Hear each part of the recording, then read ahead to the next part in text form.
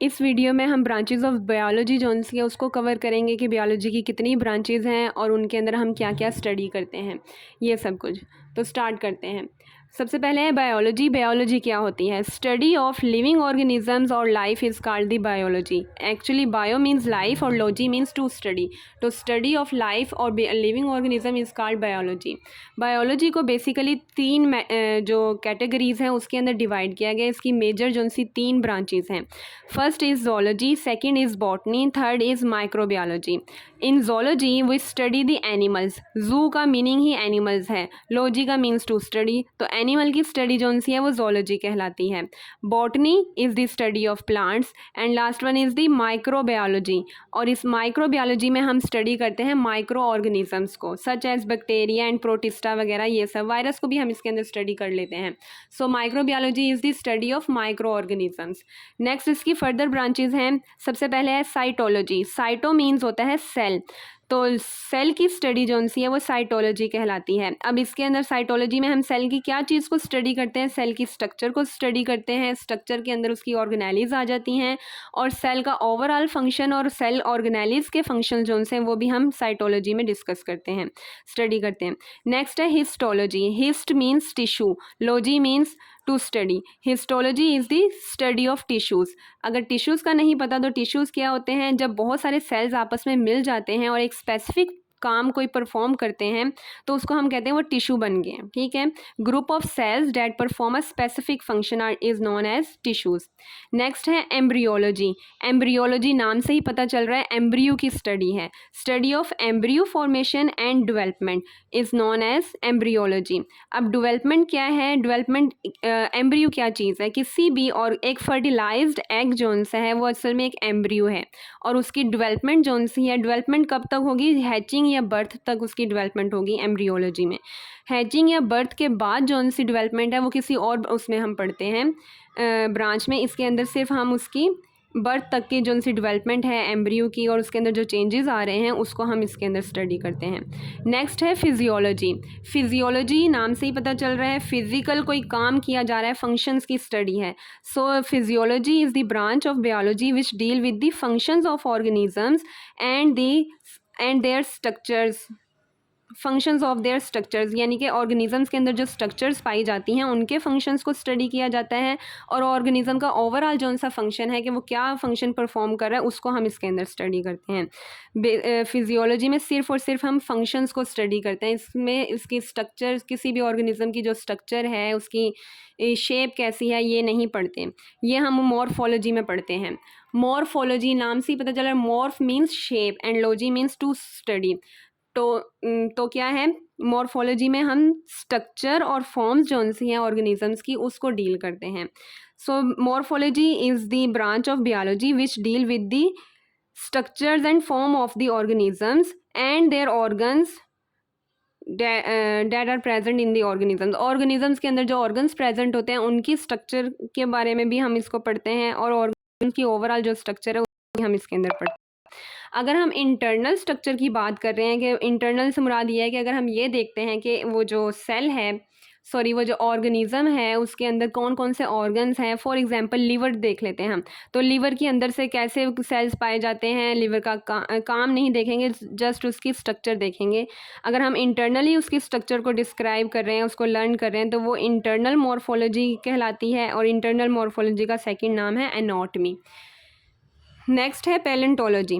Palaeontology नाम से ही पता चल रहा है palaeontology is the study of fossils. Fossils की स्टडी को हम पैलेंटोलॉजी कहते हैं। अब फॉसिल्स क्या हैं? फॉसिल्स हैं रिमेन्स ऑफ एक्सटिंक्ट ऑर्गेनिजम्स। ऐसे ऑर्गेनिजम्स की बाकियात हैं जो इस दुनिया से ख़त्म हो चुके हैं, एक्सटिंक्ट हो गए हैं, उनकी जो रिमेन्स रह जाती हैं उनकी स्टडी को उनको हम कहते हैं, उन रिमेन्स को हम कहते हैं ये फॉसिल्स हैं। और फॉसिल्स की स्टडी को कि वो कितने पुराने हैं और किस ऑर्गेनिज्म के हैं ये सब हम पैलियोंटोलॉजी में पढ़ते हैं। नेक्स्ट है जेनेटिक्स। जेनेटिक्स में क्या पढ़ते हैं हम? Study of genes and their role in inheritance is called the genetics. Genes की स्टडी है और उनका रोल है हेरिडिटी के अंदर, उसको हम जेनेटिक्स में स्टडी करते हैं। हेरिडिटी क्या है? हेरिडिटी एक्चुअली है करेक्टरिस्टिक्स का ट्रांसफ़र होना one generation to next generation. एक जनरेशन से जो नेक्स्ट जनरेशन में करेक्टर्स जा रहे हैं, जो करेक्टरिस्टिक्स ट्रांसफ़र हो रही हैं, उनको हम हेरिडिटी कहते हैं और ये सब स्टडी की जाती है जेनेटिक्स के अंदर। नेक्स्ट है एवोल्यूशन। एवोल्यूशन क्या है? एवोल्यूशन कहते हैं चेंजेस को, तब्दीलियों को। तो इसके अंदर हम क्या चीज़ स्टडी कर रहे हैं? Changes with time. टाइम के साथ साथ जो चेंजेस आ रही हैं ऑर्गेनिजम्स में, लिविंग ऑर्गेनिजम्स में, वो हम एवोल्यूशन के अंदर स्टडी करते हैं। एक्चुअली इसके अंदर हम उसकी एंसेस्ट्रल हिस्ट्री भी डिस्क्राइब कर रहे होते हैं, मतलब स्टडी कर रहे होते हैं कि पहले ये ऑर्गेनिज्म कैसा था, फिर अब कैसा है, कौन कौन सी इसके अंदर मॉडिफिकेशंस आई हैं, कौन कौन सी इसके अंदर चेंजेस आई हैं, इनके बिहेवियर में क्या चेंजेस आई हैं, इनके स्ट्रक्चर में क्या चेंजेस आई हैं, और जो भी इनके फंक्शंस हैं उनमें क्या चेंजेस आई हैं। ये सब हम एवोल्यूशन में पढ़ते हैं। इसकी एक और डेफिनेशन इस तरह से भी हो सकती है, change in the genetic material of a population over the time. Time के साथ साथ किसी भी पॉपुलेशन के अंदर जो जेनेटिक मटेरियल उसका चेंज हुआ है, जो जो उसके अंदर चेंजेस आई हैं, यानी कि उसके अंदर जो करैक्टर्स डेवलप हुए हैं और कौन से करैक्टर्स रिमूव हुए हैं, ये सब हम एवोल्यूशन में पढ़ते हैं। नेक्स्ट है मॉलिक्यूलर बियोलॉजी। मॉलिक्यूलर बियोलॉजी में हम स्टडी करते हैं ऑर्गेनिजम्स की एट मॉलिक्यूलर लेवल पर, कि मॉलिक्यूल्स के लेवल पर हम उसको देखते हैं। अगर एक ऑर्गेनिज्म है उसके अंदर कौन कौन से मॉलिक्यूल्स, जैसे कि बायो मॉलिक्यूल्स हैं such as glucose, lipids, protein, DNA, ribo nucleic acid वगैरह, ये सब जो से ये बायो मॉलिक्यूल्स हैं। तो इन सब की स्टडी जो सी है वो मॉलिक्यूलर बियोलॉजी में हम करते हैं। इसको हम इन शॉर्ट या दूसरे लफ्ज़ों में ऐसे भी कह सकते हैं, study of structure of organisms, cells and their organelles at the molecular level. जब मॉलिक्यूलर लेवल की बात होगी तो उसमें यही हो गया कि उसके अंदर डीएनए, आरएनए, ये सब जोन से ना इनकी स्टडी, ये मॉलिक्यूल्स हैं बायो मॉलिक्यूल्स, और इनकी स्टडी मॉलिक्यूलर बियोलॉजी में हम करते हैं। नेक्स्ट है हमारे पास पैरासाइटोलॉजी। पैरासाइटोलॉजी क्या है? नाम से ही पता चल रहा है, parasitology is the study of parasite. Parasite की स्टडी को हम पैरासाइटोलॉजी कहते हैं। पैरासाइट क्या होता है? पैरासाइट एक ऐसा ऑर्गेनिज्म है जो किसी दूसरे ऑर्गेनिजम्स के अंदर या फिर उसकी बॉडी के बाहर रह रहा है, उससे वो फूड भी लेता है, वहाँ पर शेल्टर भी ले रहा है, प्रोटेक्शन भी उसको मिल रही है, और बदले में वो उस ऑर्गेनिज्म को नुकसान पहुँचाता है, किसी तरह से कोई डिजीज़ उसके अंदर काज कर देगा, कुछ भी ऐसी, मतलब उसको बदले में नुकसान पहुंचाएगा, तो उसको हम कहते हैं ये पैरासाइट है। Organisms that live in an other organism and takes food and shelter from it and in return harm them, और उसके बदले में उनको क्या कर रहा है? हार्म पहुंचा रहा है, तो उसको हम कहेंगे वो पैरासाइट है। और वो ऑर्गेनिज्म जो पैरासाइट को फूड और शेल्टर दे रहा है, या फिर इन शॉर्ट हम कह लेते हैं जिस ऑर्गेनिज्म के अंदर पैरासाइट रह रहा होता है, उसको हम उसका होस्ट कहते हैं। ठीक है। अब पैरासाइटोलॉजी में हम पैरासाइट के बारे में क्या स्टडी करते हैं? सबसे पहले हम उसकी स्ट्रक्चर देखते हैं कि पैरासाइट की स्ट्रक्चर कैसी है। ट्रांसमिशन मोड देखते हैं कि पैरासाइट कैसे ट्रांसमिट हुआ है अपने होस्ट में, और फिर वहाँ से किसी दूसरे होस्ट में भी वो किस तरह से ट्रांसमिट हो रहा है। ये लाइफ हिस्ट्री उसकी देखते हैं पैरासाइट की। इसके अलावा होस्ट पैरासाइट रिलेशनशिप देखते हैं कि वो आपस में कैसा रिलेशनशिप बना रहा है, होस्ट को कौन कौन सा पैरासाइट होस्ट को कौन से नुकसान दे रहा है, ये सब हम इसके अंदर स्टडी करते हैं। पैरासाइटोलॉजी के बाद है इन्वायरमेंटल बियोलॉजी। इन्वायरमेंटल बियोलॉजी में हम ऑर्गेनिजम्स की स्टडी कर रहे हैं relation to with the relationship of their environment, कि उनका इन्वायरमेंट के साथ कैसा रिलेशनशिप है, या इन्वायरमेंट का उनके साथ कैसा रिलेशनशिप है, वो किस तरह से इन्वायरमेंट उन पर असरअंदाज हो रहा है, ये हम इन्वायरमेंटल बियोलॉजी में पढ़ते हैं। एक्चुअली इन्वायरमेंटल बियोलॉजी में हम इन्वायरमेंट की स्टडी कर रहे हैं, लिविंग ऑर्गेनिजम्स की। Study of the organisms in relation to their environment. Environment में अब दो चीज़ें हैं हमारे पास, ऑर्गेनिक इन्वायरमेंट और उसका इनऑर्गेनिक इन्वायरमेंट, यानी कि फिजिकल इन्वायरमेंट और उसका बियोलॉजिकल इन्वायरमेंट, जो उस पर असरअंदाज हो रहा है या जो उस पर किसी भी तरह से अफेक्ट करता है। नेक्स्ट है सोशल बियोलॉजी। सोशल बियोलॉजी में हम ये स्टडी करते हैं कि कोई ऑर्गेनिज्म जोन सा है वो उसका सोशल बिहेवियर कैसा है, यानी वो दूसरे ऑर्गेनिजम्स के साथ किस तरह से रह रहा है, और कम्यूनल लाइफ वो किस तरह से बना रहा है। ठीक है, बेसिकली ह्यूमंस का अगर हम कर रहे हैं तो इसके अंदर हम स्टडी करेंगे ह्यूमन के सोशल बिहेवियर को और कम्यूनल लाइफ को। कम्यूनल लाइफ क्या मतलब कि कम्यूनिटीज़ कैसे बनाकर रह रहे होते हैं, कैसे एक दूसरे के साथ ग्रुपिंग में रह रहे हैं, शेयरिंग कर रहे हैं चीज़ों को, एक जैसे करेक्टर्स अगर वो शेयर कर रहे हैं तो वो किस तरह से एक दूसरे के साथ बिहेव करते हैं, ये सब हम सोशल बियोलॉजी में स्टडी करते हैं।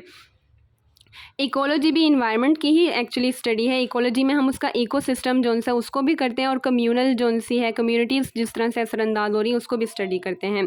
Ecology is the branch of biology which deal with the environmental relationships of humans का जो इन्वायरमेंटल रिलेशनशिप है उसको हम इसके अंदर स्टडी करते हैं कि ह्यूमन अपने इन्वायरमेंट के साथ कैसा रिलेशनशिप बना रहा है, ये हम इकोलॉजी में पढ़ते हैं।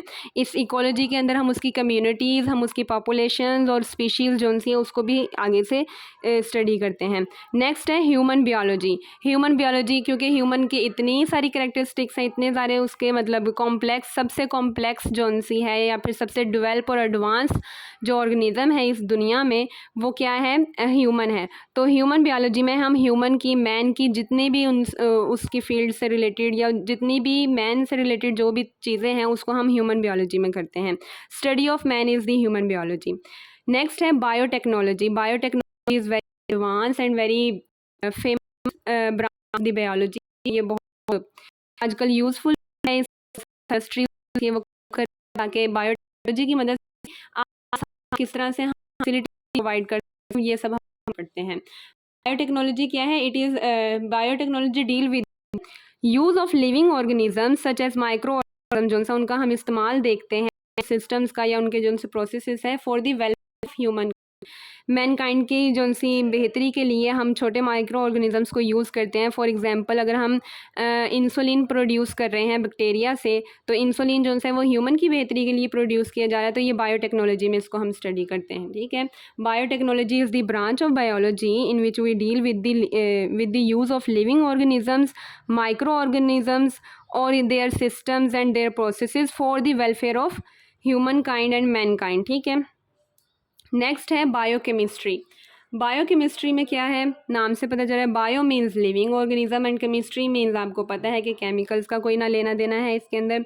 तो बायोकेमिस्ट्री क्या हुई, branch of biology in which we study the chemical components and chemical processes which are take place in the living organism। जो लिविंग ऑर्गेनिजम्स के अंदर केमिकल प्रोसेसेस हो रहे हैं और केमिकल्स पाए जाते हैं उनकी स्टडी को हम बायोकेमिस्ट्री में करते हैं। ठीक है, नेक्स्ट यहाँ पर अब बायोकेमिस्ट्री ऑर्गेनिजम्स की इतनी सारी टाइप्स हैं, इतनी ज़्यादा उनकी कैटेगरीज हैं, उसकी बेस पर हमने इनको क्लासीफाई भी करना है, इनको स्टडी करना मुश्किल हो जाता है ऑर्गेनिजम्स को, क्योंकि आप देखते हैं दुनिया में जितने भी ऑर्गेनिजम्स पाए जाते हैं सब एक दूसरे से मुख्तलिफ हैं और कुछ कुछ जो हैं वो एक दूसरे से मिलते भी हैं, कुछ लिहाज से एक दूसरे से मिलते हैं वो, तो उनको हम क्लासीफाई कर देते हैं, उनकी ग्रुपिंग कर देते हैं। और ये ग्रुपिंग की जो सी सारी जो फील्ड है कि कौन कौन से ऑर्गेनिजम्स को उठाकर कहाँ कहाँ हमने रखना है, ये सब हम सिस्टमैटिक्स में पढ़ते हैं। सिस्टमैटिक्स एक्चुअली ब्रांच है बायोलॉजी की जिसके अंदर हम ऑर्गेनिजम्स की ग्रुपिंग करते हैं, उनको क्लासीफाई करते हैं। किस बेस पर क्लासीफाई करते हैं? सिमिलैरिटीज़ और डिससिमिलैरिटीज़ की बेस पर हम उनको क्लासीफाई कर रहे हैं। इसके अलावा उनका एवोल्यूशनरी रिलेशनशिप देखते हैं ऑर्गेनिज्म का कि पहले वो किससे ज़्यादा मिलते हैं, ये सब कुछ। So classification and evolutionary inter relationship among the organisms groups is studied in the systematics. Next है एंटोमोलॉजी। अब जब ग्रुपिंग कर ली हमने ऑर्गेनिजम्स की, क्योंकि बहुत सारे ऑर्गेनिजम्स हैं, डिफरेंट उनकी प्रॉपर्टीज़ हैं, जिस तरह के इंसेक्ट्स होते हैं, एम्फीबियंस होते हैं, फिशेस हैं, मैमल्स, बर्ड्स और भी बहुत कुछ हैं, तो उन सब की स्टडी भी जब की जाती है उनको फिर हमने अलग एक ब्रांचेस बना ली है कि इसकी स्टडी को हम ये कहेंगे, उसकी स्टडी को हम वो कहेंगे। पढ़ते हैं अब क्या है उनकी स्टडीज़। एंटोमोलॉजी, एंट का मीनिंग ही क्या है, इंसेक्ट्स है, तो एंटोमोलॉजी क्या हुई, स्टडी ऑफ इंसेक्ट्स। इंसेक्ट्स की स्टडी को हम एंटोमोलॉजी कहते हैं। हर्पटोलॉजी, हर्पटोलॉजी कहते हैं study of amphibians and reptiles. Reptiles और एम्फीबियंस की जो स्टडी की जा रही है उस ब्रांच को हम कहेंगे वो हर्पटोलॉजी है। नेक्स्ट है ichthyology. Ichthyology is the study of fishes. Fishes जो सी हैं उनकी टाइप्स, उनकी डिफरेंट कैटेगरीज और ये सब जो सी फिशेज़ की जितनी भी स्टडी है वो इश्थियोलॉजी में की जाएगी।